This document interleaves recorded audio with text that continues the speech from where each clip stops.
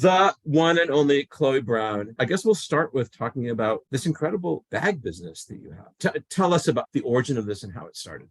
It started with, like, I saw a TikTok like 6 months ago of a girl making a bag with like really thick yarn.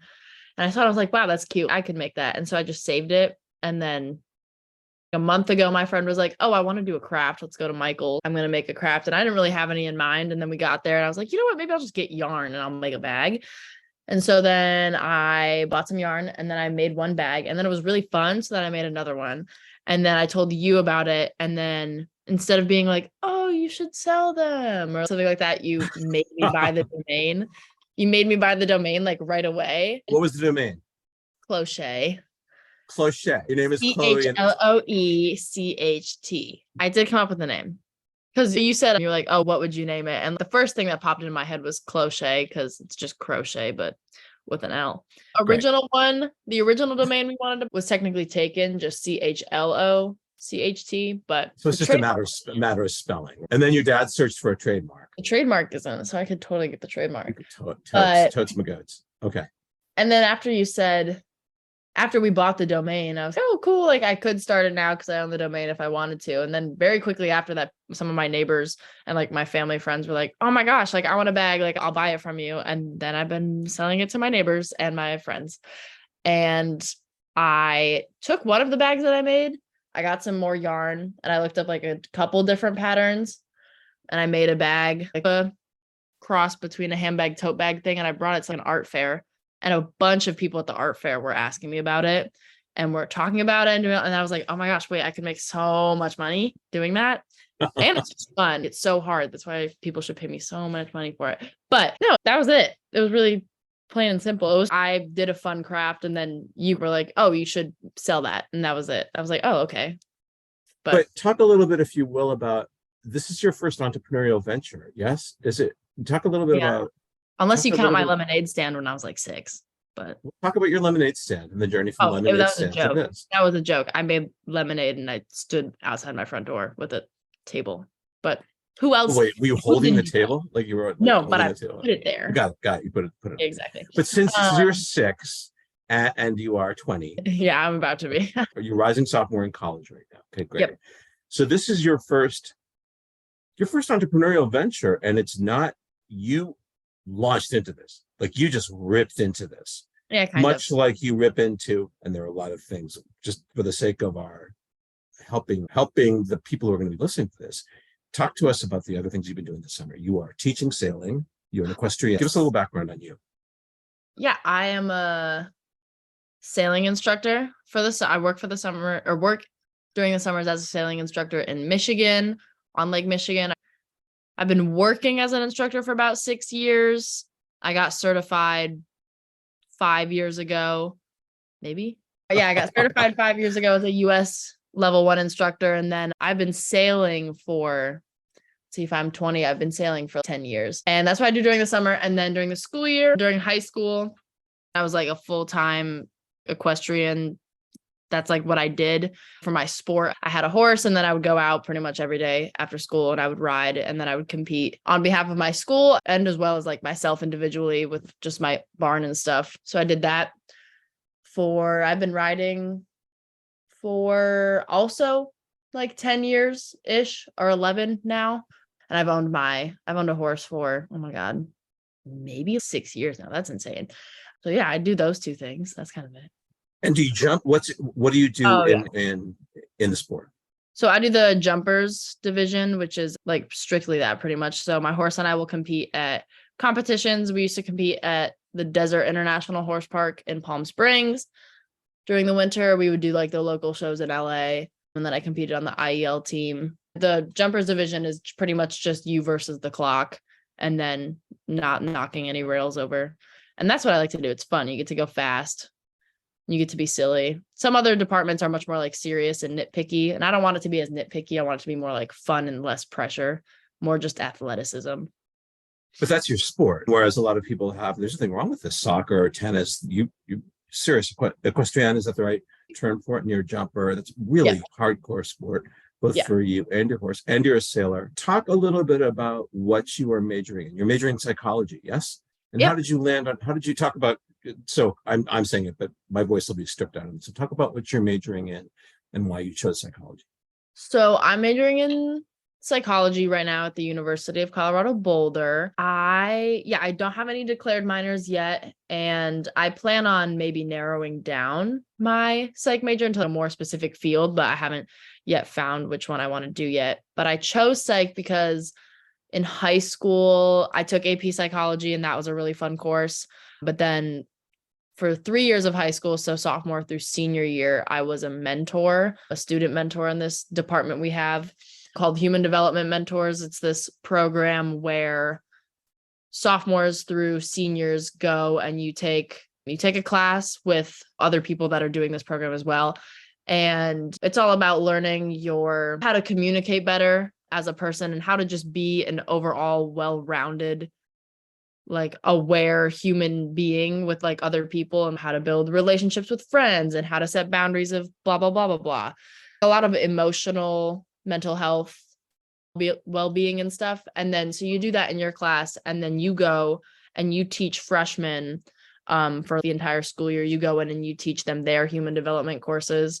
This was a specific program to my high school, but so I was teaching kids like about mental health and about drugs and alcohol and about the LGBTQ community and about, what was another like branch of it, I'm trying to remember. Yeah, just like the LGBTQ community, a lot of mental health, and then drugs and alcohol. And then we also did a whole sex ed unit, which took up like a couple weeks, because instead of having the adults usually teach that, where it gets a little uncomfy and a little weird sometimes, it was like a junior or senior in high school, which is an interesting way to do it, but it made it, I don't want to say more fun because that makes it sound bad, but it was a lot easier for students to comprehend it if it was someone their age talking with them about it. And it wasn't like we were all strictly teaching it. It was depending on your strengths in the program. Like you could go in and assist the teacher and just be like a helping hand in the conversation that they were having, or you could go in and pretty much do a whole lecture on your own, which is what I was doing. And I really liked that program.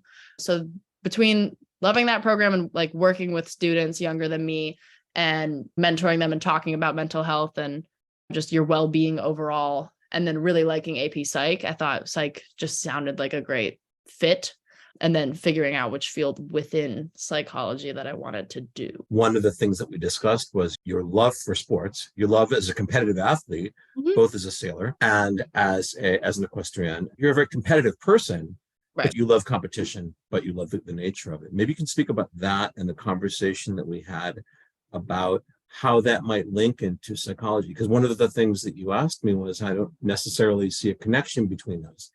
And then I said, there's all kinds of ways that psychology mixes in. Like there's mental training for mental training for athletes, and working in the sports, apparel industry. There's all kinds of things. I've heard about like sports psychology and like a little bit about that previously before I met. And then you brought it up more and I was like, oh, okay, I guess I actually could fit that into the things I love a little bit more. And then I thought about it. And I do know a couple of people who have seen sports psychologists, because a lot of competition is your performance, and so many people have performance anxiety and just like mental blocks. That's what's holding them back versus their physical ability. Like I had a friend who was a gymnast and she was amazing, but she reached like a certain point where she couldn't advance on to the next level that she needed to get to because she was just like too afraid of certain things that she would have to then challenge herself to do. And it wasn't that she wasn't capable, it was a mental thing.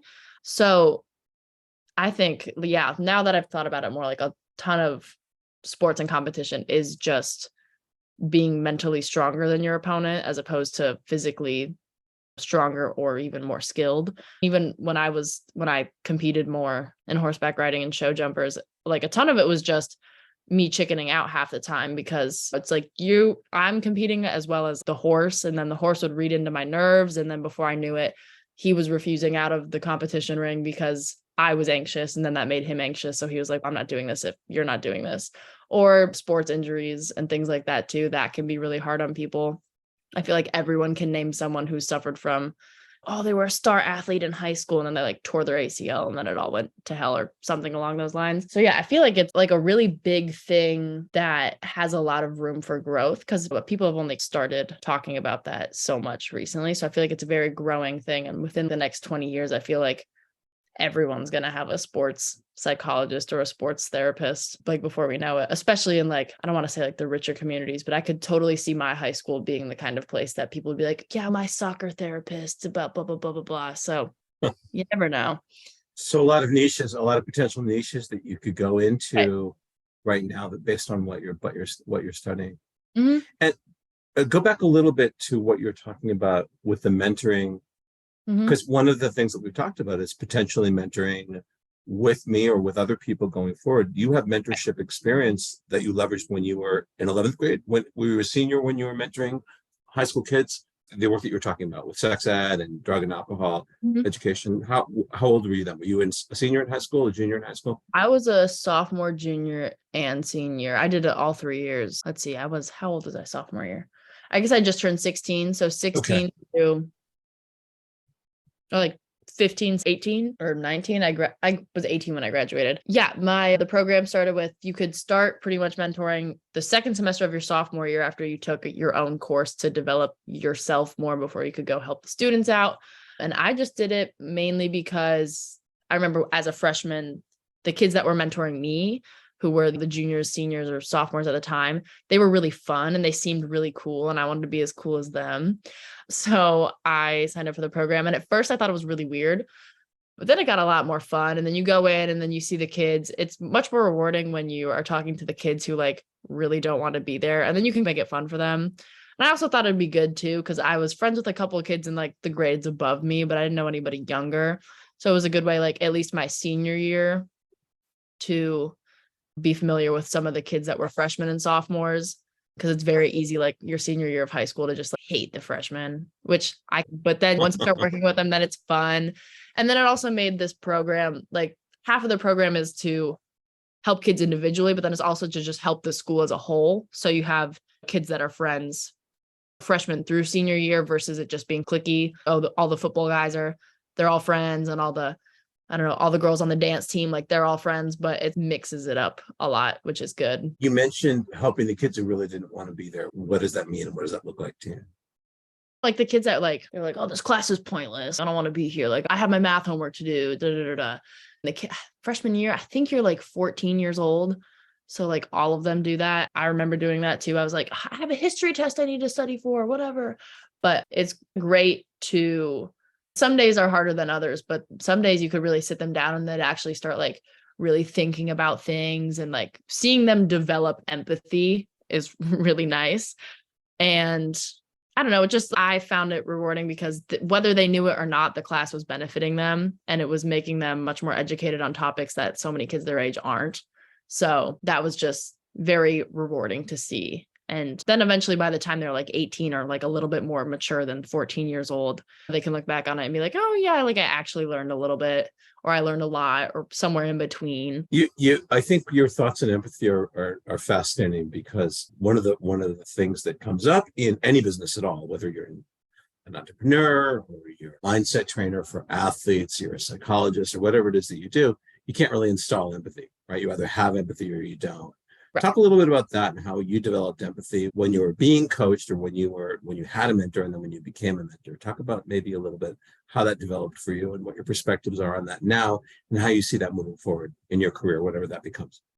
I think it's a lot of people forget all the time that there are hard skills and there are soft skills, and the soft skills are the ones that are, like emotions and having empathy and being able to communicate and set boundaries with one another and have a one-on-one conversation with someone and not be uncomfortable, versus the hard skills of I can do math, I can do science, I've got physics mastered, all that stuff. And people forget all the time that the soft skills are equally important, if not more important, and then also can't be taught necessarily.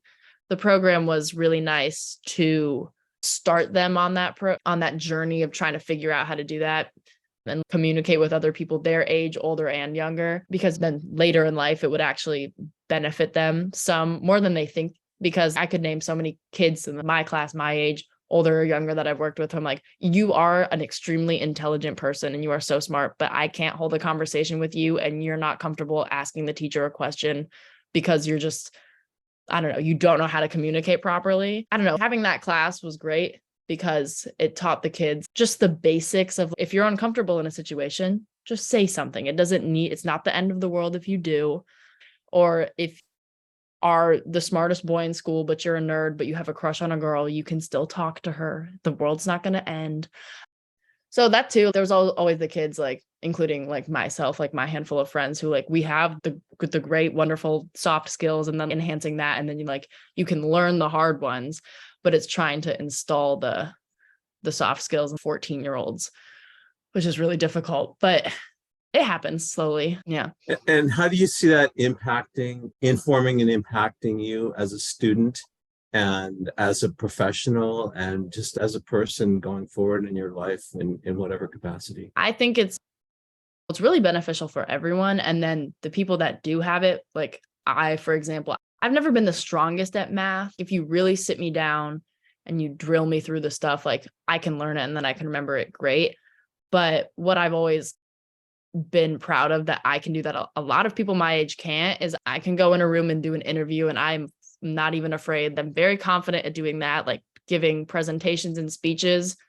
I could beat the kid with straight A's. Like, I've never gotten lower than a 98 on a presentation ever, just because that stuff doesn't weird me out like it does for other people. So I think for me as a professional going forward, like, maybe I don't have the upper hand on the labs or the technicality of it all, but I'm confident that I could learn that much more quickly than some of my competitors or colleagues or coworkers could catch up with the whole, like, social aspect. So I feel like that puts me ahead in some regard.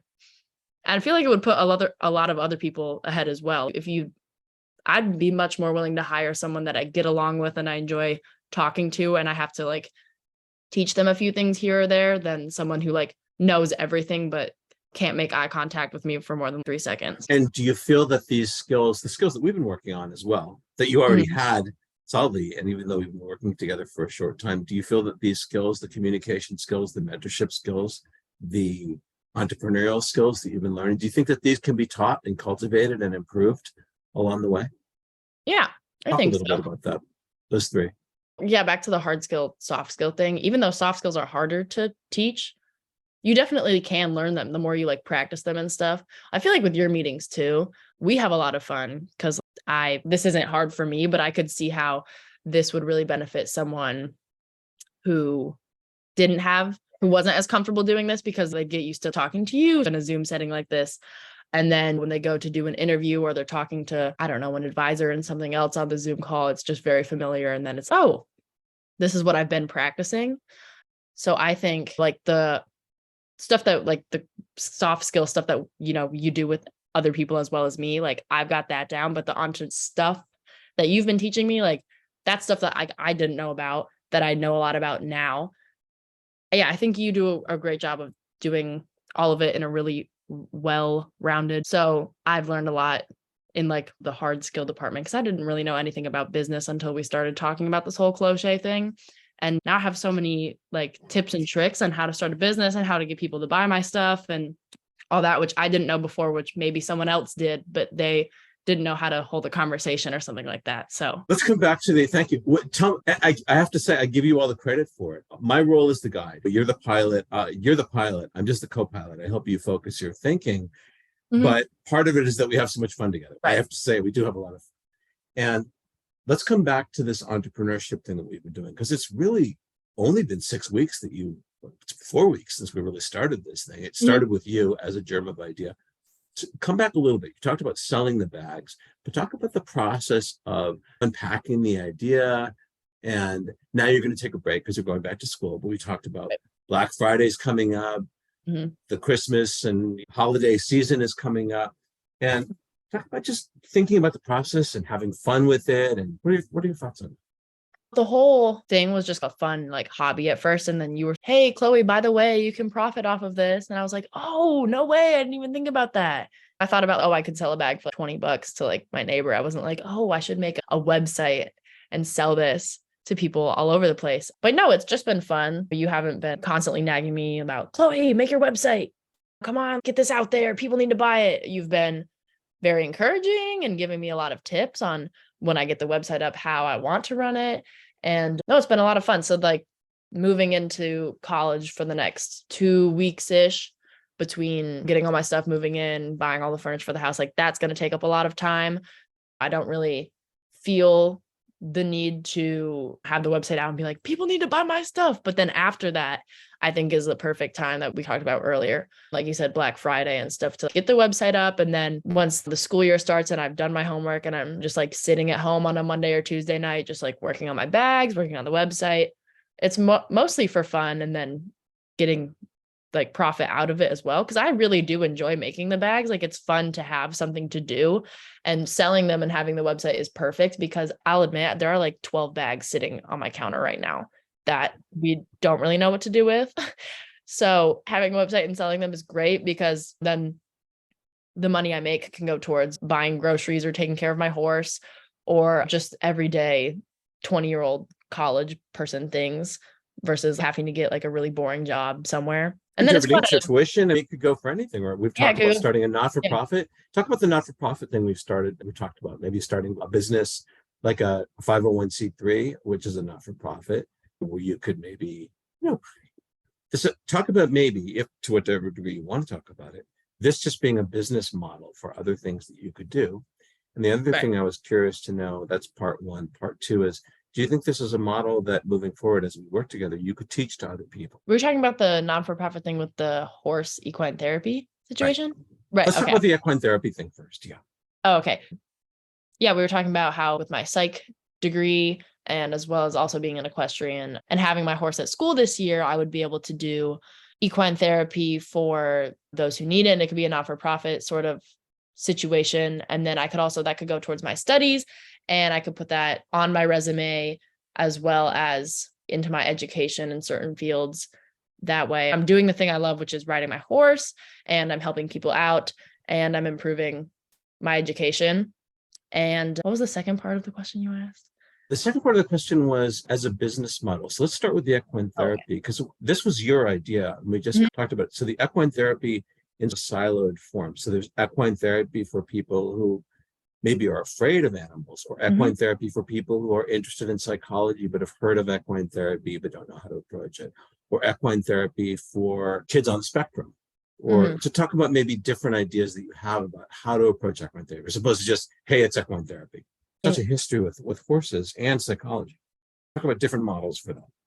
Like you said, there are people who are afraid of horses. With my horse especially, he loves people and stuff, so it would be very easy for me to just have people come in either in groups or individually if they were like afraid of big animals, and just come in and working with the horse a little bit. Oh, we're going to brush him and we're just going to walk him around and that sort of thing. And it can be for whoever, kids with disabilities or just kids in general who like love animals and stuff, who want to come in and work with him. And even if it isn't my horse and I have a friend's horse who's interested in doing it, it'd be great to just get people involved who wouldn't necessarily be. And then like those who actually have disabilities and want to work with animals. It's a very great process because horses are so large, but so like peaceful a lot of the time. And it could be great because once I do more with it, say I'm a junior or a senior, I could have other underclassmen helping with the program who are also interested, who have experience with horses, but also are in the psych program, because I feel like those often overlap a lot. So it's a great way to not only benefit myself, but others who would be in the program or working under me with the people. Yeah, it's great stuff that you're doing it. And I think one of the questions that I had for you, and we've talked about this a lot, is how you see both the work that you were doing as a high school student, where you're mentoring other people, and in the short time that we've been together, working together, and you with your brother. Maybe you could talk about, because I've had the good fortune to work with a few families where it's a couple of siblings. It's usually brothers and sisters. Maybe you talk about the fact that I work with both you and your brother. Talk about that process. Maybe you talk about the fact that you've written a song together. You stepped outside your comfort zone. That you're a musician. Talk about the fact that you're a musician. And maybe discuss like kind of what that process of, I don't know, applied improv and doing something that was a little crazy and writing a song on this grand piano that you have in Michigan. Yeah. Let's see. Both my brother and I play the cello, or used to play the cello. I haven't played since I graduated my senior year of high school, but I played 6th through 12th grade, so that's 6 years. And then he played like 5th through 8th I think. So less than me, but still like a handful of years. And so when I told you this, you're like, oh, that's great. You play an instrument. Like, we're going to make some fun projects out of that. And I do love playing my instrument, but when I don't have to play it in like a school kind of setting, I just don't do it as often. And Max also enjoys it, but with the way our school schedule like works, or the high school schedule works, he could either take photography or take orchestra. So he picked photography. But so yeah, he comes downstairs the other day after getting off a call with you, and he was like, oh, I was talking about this movie list that our friends made that I need to watch. It was just like top 50 movies a 15-year-old boy needs to see. And you were saying, oh, pick 5 actors and what the plot would be, and let's make a movie, like what the outline of the plot would be. And so he comes downstairs, he's, I don't know what to do. This is like an hour before he's supposed to meet with you. He'd been procrastinating. And we started sitting there, and then we started thinking about it. He's, I don't know what to do. I don't know what to do. And after we got 2 ideas on the table, then it just snowballed, and then it became really fun. And now we have this whole elaborate plot in this movie planned out with Ben Stiller and Will Ferrell and all these like really funny actors. And then he went and he told you that I had helped with like coming up with the idea for the movie. So you also said, oh, you both play an instrument, like, and we have a piano here. We don't know how to play piano, but you said, go make a little tiny melody for one of the songs in the movie. So he and I again procrastinated because we don't play the piano, but we sat down and we were just trying to thinking around with the keys, just tapping all over the place. And then finally he was playing something, and I was like, oh no, wait, do that again. And then I started playing something at the same time in a lower key. And then it sounded actually pretty good and pretty funny. So we turned that in. Yeah, you have some assignments that are like mostly him, but I like help out with. And those are really fun too, because then I know what you're working on with him. And I don't know, it's fun, like making a movie plot. That was really entertaining. And we talk about it at dinner sometimes. Max will be like, oh yeah, I just came up with this other scene idea. And then our friends will say something really funny. That's like a great suggestion. It's all about the Olympics, but someone was like, oh, you should do a cameo in each scene, or in each scene where there's Russian people, because Max and I are both blonde, where like Max and I play every character on like the Ukrainian and a Russian team. And we thought that was funny. So a lot of that, a lot of kind of just fun activities that sound terrible at first, but end up being really fun. And do you feel that these activities are things that, given that we're working on, and this is the summer, so you might mention that this is the summer that we're working together, these are activities because I have so much fun working with you, and this is part of the process, right? Is having fun, but stretching your boundaries. Yeah.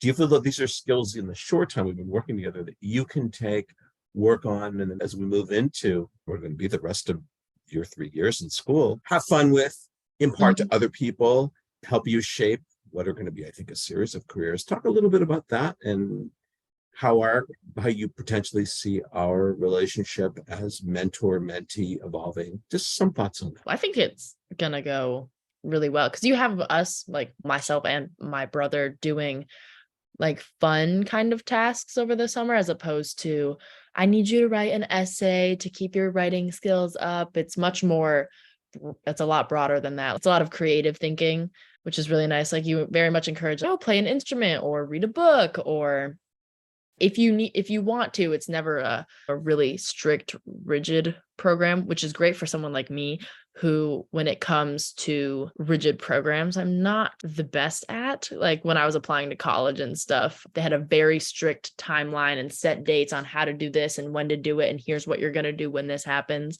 I didn't rock with that very well. And this is the summer, but still, your like mentality on it, and like the way it's like we make our own program out of it with your help, is really great. And I think, yeah, like the summer's been really fun, because instead of doing like very nitpicky kind of things, it's a lot of go play the piano for 20 minutes and see what you can come up with. Like, that's a lot of fun. Or just, oh, I started a craft. Okay, let's turn that into a business model. Like, that was fun. I didn't know I could do that. So yeah, I think going through the next 3 years, it'll be really great, because I think it's only been a couple months. Imagine 3 years of ideas. That's awesome. Mm-hmm. What is it like for you to find out something that you didn't think you could do before, hadn't even thought about doing before, and realizing that could go in a million different directions, that you could monetize it? Talk a little bit about that and how there are ways that you can think about it going forward. Like I can make money with that, and then realizing I don't know where I could do with that. I'm just going to have a lot of fun with it and maybe teach it to others. It's really exciting because I've always been an artsy kind of kid, and it's fun to do small little crafts like that, and then realizing, oh, I can sit and do that on a Tuesday and then sell it and then pay for me and my friend to go out to dinner on Friday. That's really fun. That's really exciting, especially for someone my age, because when I think of being an entrepreneur, I think of a 30 or 40-year-old. And I know that you can be a lot younger and do those things, but when I think of an entrepreneur, I think of a 30 or 40-year-old who started a really fancy tech company that does the most advanced things and blah, blah, blah. I never thought like, just I make bags. I make really thick crocheted bags. That's it. So yeah, it's nice. It's fun to be able to group myself into that category when I never thought I could get grouped into it. And maybe you can mention, because this was your idea, and I think it's a brilliant idea. You could talk about your idea, and that wasn't mine, of creating a limited edition designer bags. Talk about that and how having limited editions creates demand because people want what they can. Yeah, I have a handful that are sitting down on the counter right now, but I also have ideas of how I want to make like the next set of bags or like where I could get the next yarn and stuff. And I don't want to be doing the same thing over and over again. So it's fun for me. Plus people want what they can't have. So if I have like limited edition stuff, oh, there's 10 of this bag and they're like numbered on the inside. Like this is number 1, this is number 2. And then I sell them out. Like I think those will actually sell pretty well, especially in a college town full of girls, as well as it's a pretty high tax bracketed neighborhood. So I feel like if I found a couple moms who wanted a couple bags, they would like it too. And they'd sell for a lot, especially if I'm coming up with new designs all the time. And it's great for me too, because then it's not, like I said, making the same thing over and over. I get to be more creative. And then maybe I'll like, after a year, relaunch one of the sets of bags that did really well and make it more fun, keep my customers on their toes. And then it's not just like a boring account like some people, especially with the boom in social media and Instagram and stuff. I know a lot of people who make, I don't know, something like say they make, oh, we have a cookie baking company or whatever. They make the same thing for 2 years and that does really well. But then after 2 years, they get bored. So they stop doing it because they don't really care that much. I think it's a little bit different because as I mix up the designs and the artistic style, it just keeps going and the momentum never stops. Yeah. This won't go into it because they're going to strip up my voice, and I know you're getting sick of hearing it. I'm even in the short time we've been working together, I'm so proud of you and I'm so proud to be working with you because you're fearless. You're fearless. And I think your brother is in the same way too, but you just jump in with, some people say both feet. You jump in with all 9 feet. Yeah. And I think this has to do with your being a competitive athlete. This is just maybe the way that you're wired and the way that your family is wired. What would be your best advice, without talking about me as a mentor, what would be your best advice for a young person who is looking for a mentor or somebody to help them along with this confusing process? And I'm going to go back to what you talked about when we first got started. Talk about the confusion that you had going into the college application, the college selection process. What was that like for you going back a couple of years? So I thought, well, the whole going into the college and applying for college application situation was really stressful for me, especially because like I'm a big procrastinator and I'm not the biggest fan of writing, and a lot of colleges selling yourself on paper to the universities. And so the whole thing stressed me out because I didn't know what I wanted to do. I didn't know where I wanted to go.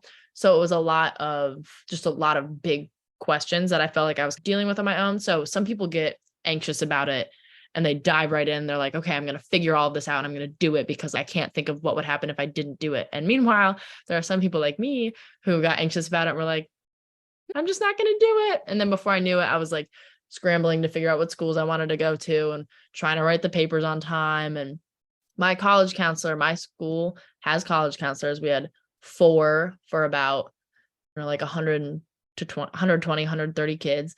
And mine, it was hard to get an appointment with her.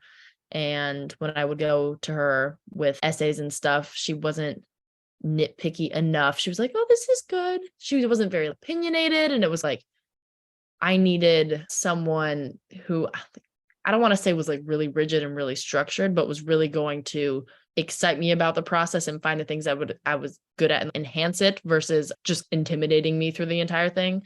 So when I like graduated or like halfway through the process, once I had already applied for all of my early decision, early action schools, I realized a lot of people had outside of school college counselors who were much more hands-on, had a lot more free time, who were able to meet with them, maybe not free time, but they were much more able to meet with them and had a lot more like constructive feedback and knew the person a lot better. And I realized that too late. So if I could do it over again, whether you have it in school college counselor or not, like getting an outside of school one and working with them like for a while and starting it like sooner, like how Max is with you, which is great because by the time he applies to college, you'll know him really well. He'll know you really well. So you'll know how to help him and he'll know what he needs to ask of you. And it doesn't even need to be like 4 years of work. But if I had someone like that I met with the summer before my senior year when I'd be applying, like that would have been really beneficial for me instead of just like pretending like the whole process wasn't going to happen and like actually sitting down and actively trying to do something about it. Like that would have been a lot better than what happened with me. So when I heard that you were going to be working with Max, I was so relieved because I was like, okay, Max's process is going to go a lot better than mine did. But when I apply to grad school, I will have you. So I get to do a round 2 of applying to schools that I didn't get into or I got rejected to or I didn't even apply to in the first place because I didn't think it was possible. And maybe you could speak about the fact that we still have 3 more years together to Exactly. work on this process, both in your academic and professional and entrepreneurial and communication and your ability to get back. Talk about what your thoughts are about. Some of them are informed, some of them are formed, and we're figuring that together as we go forward. Oh yeah, It's a collaborative process that we create together. I was gonna say I'll be working with you for the next 3 years, and I've only been working with you for a couple months, weeks, not that long, a couple months now, and I already feel much more like confident in applying to another university or grad school like right now than I did, and I have like ever. Because if we have the next 3 years, that's great. So when I apply to grad school, I'm not gonna have this, oh, if they let me in, or my biggest thing was like, I don't really know if I'm cut out for this school, whatever, like my grades aren't high enough. Now I've realized I have so many things to sell them on because like my college counselor just didn't have a lot of time to be like, you're so great at XYZ. Why haven't you noticed that? They were always really big on tell me what you're great at. Write it down on paper. Tell us what you're great at. Sell yourself. But a lot of us, half the class could do that. And then half my graduating class couldn't because we had been told our whole lives, oh, be humble, do this, do that. Versus you are great at this. Talk about this. They were always very up our butts about, oh, tell us what you're good at. And none of us knew what to say. So I think at the end of 3 years, I'll have so many things to say versus before when I didn't think I had much at all. And is part of the process, and I'm not fishing for an answer, is part of the process of working with me helping you to find out what inside you haven't yet unpacked and discovering that. Look, the purses are a great example. I think that was always inside you. Talk a little bit about that. Yeah, I think it's, you just like things that I maybe wouldn't have noticed or wouldn't have thought to do, you suggest, and then you encourage me to think about what I could do with something versus me just being like, oh yeah, I like to make bags in my free time. If you had met me 2 years ago, I was going on this like really long, like hell-bent thing where I was making necklaces constantly. Like it was crazy. I just would not stop. And at that point, you've been like, Chloe, make a website, sell the necklaces. But I didn't think about that. I was just like, oh, I'll just make them for my friends. It'll be so fun. So yeah, it's nice when like you see the things that I do and you're like, this is great. Like you can enhance this, which will enhance your career, you as a person, your well-being, do these things. And then, okay, it benefits you mentally. Well, it also can benefit you economically, like physically, all this other stuff that you can do with it, which is nice. Cause for me, oh, the bags is like a hobby, whereas it can also be enhancing my bank account. But yeah, it's like you like connect the dots on how it can work for everything and not just one thing. And I've been used to like seeing things in like one thing, like riding the horse is a hobby and a sport. Okay, moving on. Sailing is my job. Okay, moving on. Like versus, oh, I could also make a little tiny like sailing clinic during the summer with little kids or whatever. And how do you feel about, and you've demonstrated this in spades already, and part of this was something you did in high school. How do you feel about the exciting possibility of you're taking this forward and helping others? Yeah, part of it is the equine therapy, but just you're exploding right now with this. You're going from that, and I talk about this a lot, from exceptional to unstoppable. It's just at light speed. Is that exciting for you, the ability to carry this forward and in helping others make money, because money swims in my opinion, swims in the wake of doing things you're bananas about. But talk about your own feelings about that. Is that exciting for you? And how do you see that Yeah. unfolding? Yeah, no, it's definitely exciting and it sounds like a lot of fun. And as a social person, it sounds really nice to involve more people in the things I already like to do.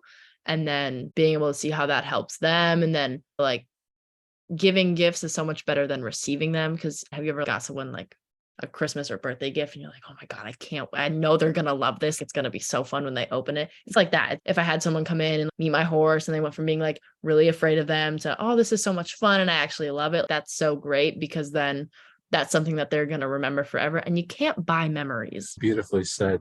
Yeah. This has been so awesome. And I thank you not only for the very kind words about Yeah. the work that we've been doing together, but I'm so excited not only about working together with you on these specific projects, but about your ability to carry this forward on all these other things and about our working together. I wish we could do it right away, but I want you to focus on your studies. Because I remember a couple of weeks ago, you're like, I want to start right now. I do too, but I really Yeah. Any last thoughts I'll ask you this. What do you feel are the things you want to dive into right now, the things you're most excited about, and the things maybe that you have the greatest sort of fears or trepidations about, if there are any? I'm really Biggest excited about the bag.